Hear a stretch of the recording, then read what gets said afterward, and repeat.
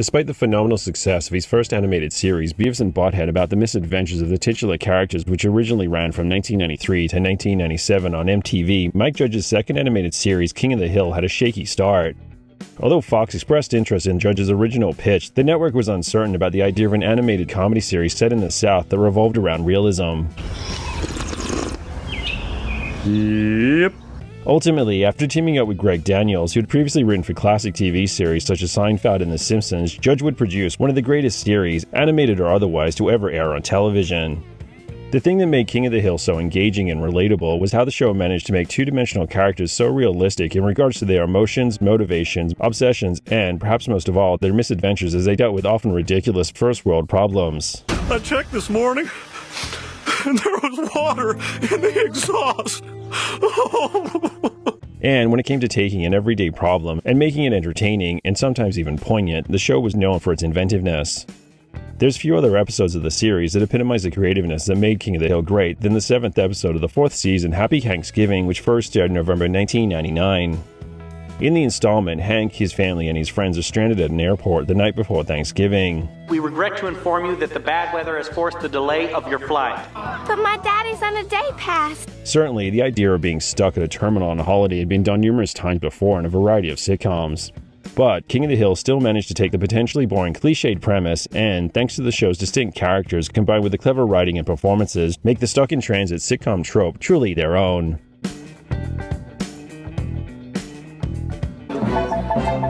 They can't delay Thanksgiving, can they? They just did.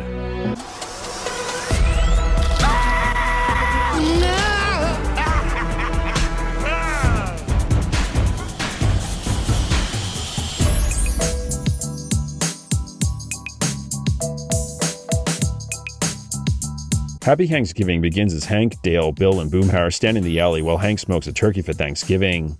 Bill's excited by the upcoming holiday and asks Hank if he could come over for dinner on the day. Hank explains that he and his family are flying to Montana to spend Thanksgiving with Peggy's family. Boomhauer then mentions that he's going to Florida for the holiday. Feeling abandoned, Bill suddenly decides that he hates Thanksgiving. The next day, the Hill family are loading up their car when Bill offers to drive them to the airport because he's supposedly going there anyway to pick up an uncle. Luann is excited for the trip, but Hank didn't buy her a ticket, so Peggy tells him that he'll have to buy one at the airport. After Bill drops the Hill family off and leaves, security check their bags and make Hank put his bottle of propane in a locker. They let that woman bring an oxygen tank on the plane. Hank then buys an overpriced ticket for Luann. Meanwhile, outside the airport, the Gribbles drop off John Redcorn, who is planning to visit family in Arizona. Nancy accompanies him inside while Dale and Joseph park the car. Con and his family arrive at the airport, and he gloats that he didn't have to leave anywhere near as early as the Hills did. The gate agent announces that bad weather has forced all flights to be delayed. Meanwhile, Bill is sad and alone at his house, but when he hears that all flights are delayed, he grabs his keys. Everyone at the airport feels that their Thanksgiving has been ruined, except for Con, who gets his family some food from a nearby Asian food stand. Bobby's starving, but Hank refuses to let him have some of the turkey because Hank believes that doing so would well and truly ruin Thanksgiving. Peggy overhears a rumor from a nearby passenger and thinks that the family needs to switch to another flight in order to leave in time. Hank refuses, but Peggy tricks him into believing that the family's flight had been officially changed, though her deception is soon exposed when the family try and board a new flight. Meanwhile, Dale tries to smoke in the Admiral Club of the airline, but smoking is prohibited. I'm sorry, Admiral. There's no smoking in the terminal building. You're not sorry. After the Hills return to their original gate, they learn that their actual flight has been cancelled until tomorrow, like everyone else's. Boomhauer heads to a nearby hotel with a stewardess on each arm. The Hill family try to catch a bus to a hotel where a block of rooms have been set aside for stranded travelers, but Peggy assumes that there won't be enough space on the bus. Bill then arrives to give the family a ride to their hotel. However, on the way, he crashes his car, so the family end up having to walk. When they arrive, they see that there's no vacancies. Meanwhile, Dale, desperate for a cigarette, tries to smoke in an SUV on display inside the airport, but gets caught. Finally, he goes outside onto the runways, but then gets locked out of the building. The Hill family take a cab back to the airport and end up sleeping in the terminal. The next day, the family get in line to board their flight, but at the last minute, Hank is required to check the box with his turkey in it. The family get on the plane and see the crew loading up their bags. Hank is impressed with their work until the security dogs bark at the box with his turkey in it, which the crew mistakenly believe might contain a bomb, and blow it up right in front of Hank. By the time the crew had done with Hank's turkey, it started to rain again, so the plane can't take off, and everybody returns to the airport. Furious, Hank demands that the gate agent gives him a new flight. Hank is informed that, while all their flights have been shut down, a nearby airport has a flight in an hour, which is Hank's only chance to get to Montana in time. The Hills rush to catch a bus, but Hank gives up his chance to catch the other flight in favor of another family. The Hills go back to the airport, only to discover that the food court is closed. When I gave up my place on that bus, I assumed the food court would be open. They're soon joined by Boomhauer, who struck out with the stewardess, Dale, Nancy, John Redcorn, and Con and his family as everyone's flights, and therefore their plans for Thanksgiving have all been cancelled. Everyone's depressed until they realize that if they pull what little food they have, they can have a Thanksgiving meal together. Bill arrives to join them as Hank heats up some leftover pizza using his propane tank that he was forced to store, while Peggy theorizes that she should be able to make some brown Betty out of leftover pizza crusts. With those sugar packets, these pats of margarine, some leftover pizza crust, and that propane grill, I can jerry bake us up a brown Betty.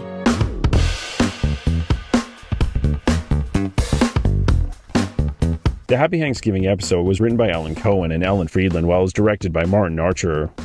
Cohen and Friedland had been with King of the Hill since the beginning of the series, back in January 1997, and had previously written a number of critically acclaimed episodes, including the 5th episode of the 2nd season, Jumping Crack Bass, when Hank finds himself in legal trouble after buying bait from a street vendor, which first aired in November 1997, and A Firefighting We Will Go, the 10th episode of the 3rd season, when Hank and his friends become volunteer firemen, that originally aired in January 1999. My face hurts. And it'll match your ass when I'm done kicking it. Prior to Thanksgiving, Archer had directed only 2 episodes of King of the Hill, the 8th episode of the series, Shins of the Father, when Bobby begins picking up his grandfather's bad habits, which first aired in March 1997, and Husky Bobby, the 6th episode of the 2nd season, when Bobby becomes a plus-size model, that originally aired in November 1997.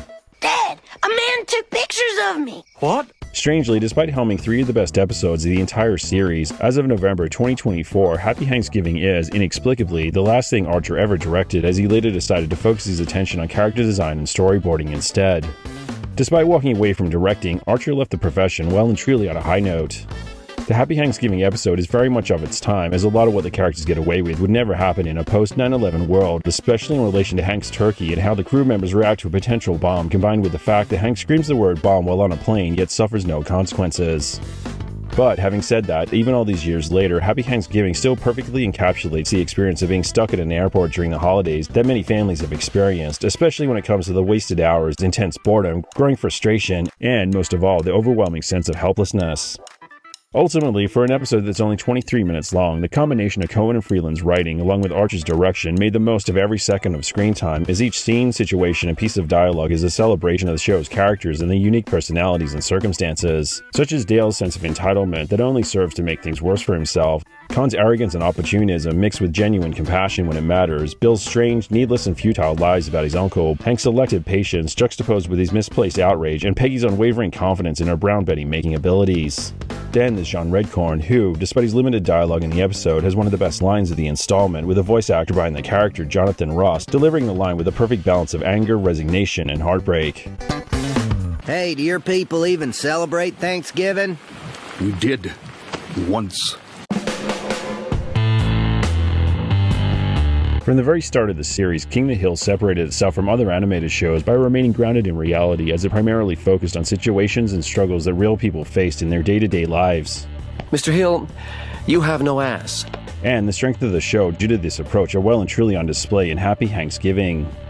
Typically, when it comes to Thanksgiving specials, most sitcoms focus on family gatherings, with the drama and humor coming from all the things that can, and inevitably do, go wrong.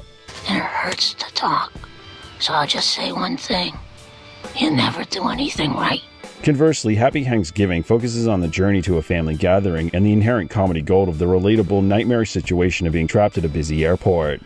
While the idea of having the show's characters make the most of a bad situation after a ruined Thanksgiving dinner is nothing new for sitcoms, the ending of Happy Thanksgiving is far more impactful than others, as the emotional payoff is earned after each character's respective struggles throughout the installment. You said it, Bing. The weather outside is frightful. If you're Ultimately, the episode is a celebration of the show's distinct characters, with one great joke about their various eccentricities after another, before delivering viewers with a poignant but not too sappy emotional conclusion. Best of all, rather than giving fans a spoon-fed morality play, the Happy Thanksgiving episode plays into King of the Hill's strength in regards to the characters and their flaws, juxtaposed with the strength of their relationships, highlighting the value that they each bring to one another's lives, which is something that has always been at the heart of the series. Y'all have a happy Thanksgiving.